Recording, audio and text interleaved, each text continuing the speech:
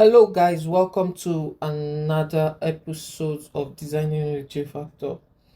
All right, today's tutorial is going to be slightly different because what we will be doing today is I'll just be showing you my work process through this flyer.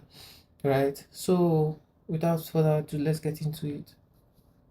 So I have this canvas. I'm working on a 2000 by 2400 pixels canvas.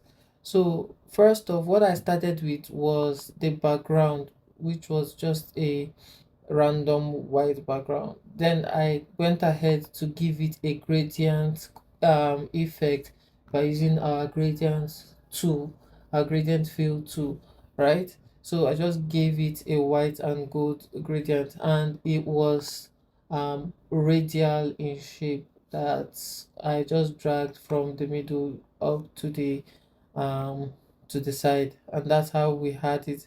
Then I went ahead to add another slight effect, a motion effect. And quick reminder that I'll be sharing this file. I'll be sharing this resource file. So you do well to just open it and play around with it. See how I worked with colors, shapes, and the text effects, right? So now I put just a simple motion background and also added another background of the church. So I just faded it in. I gave it an overlay so that it blends well with the background. I don't want it to shout out or cover up the design, right? So what I went ahead to do was just, of course, imported the church logo. Then I also added a gold linen like a cloth, something like a cloth at the top right corner. Then I also added the 20th anniversary banner up here, right? So now I added and typed and also added the text effect. Now this text effect I just downloaded it from freepik.com. Then I just used it to create this awesome text effect. Then I introduced lights by the side. For the lights, what I did was I just imported the lights from my pictures. I will also share the resource with you, and I made it color dodge. I just changed the blending mode to color dodge just to make it blend with the whole the whole environment. Now, this is something about design, right? There's something about design. You try to make it as real as possible. Try to make it look uh give it a 3D feel so that when person sees it, it can relate with the design environment. The person doesn't get lost with everything.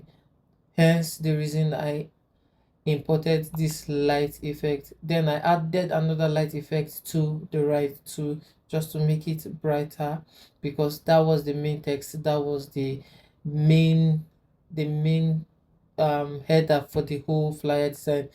That's what captures the attention, right? Then I went ahead to just add the conference in a curly font, and the font I used was British Signature, right? Then I went ahead to put a footer. Now on this footer, this is where all the other write-up, the subtext are going to come under. Now for this rectangle, what I used was a gradient of a darker shade of blue and a lighter shade of blue, as I did up here.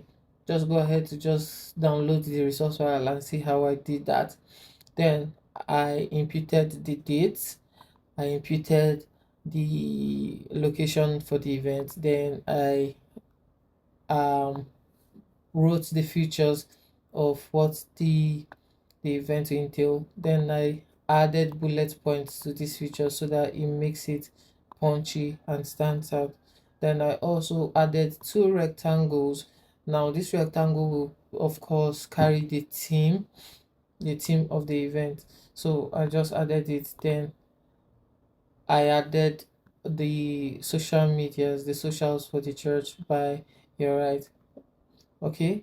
Then what I did was now I added a theme.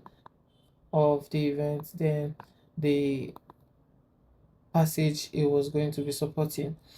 And I also added some fabric effects. Now for this fabric effect, if you check down here, I added motion blur. Like I said, make it real as possible. So this motion effect now just gave it some kind of motion to just make this feel that it was on a 3D space, right? That was why I added the motion blur. Then I also added another one to the right, just to just give it that feel. And there you have it, guys. Your church flyer is ready.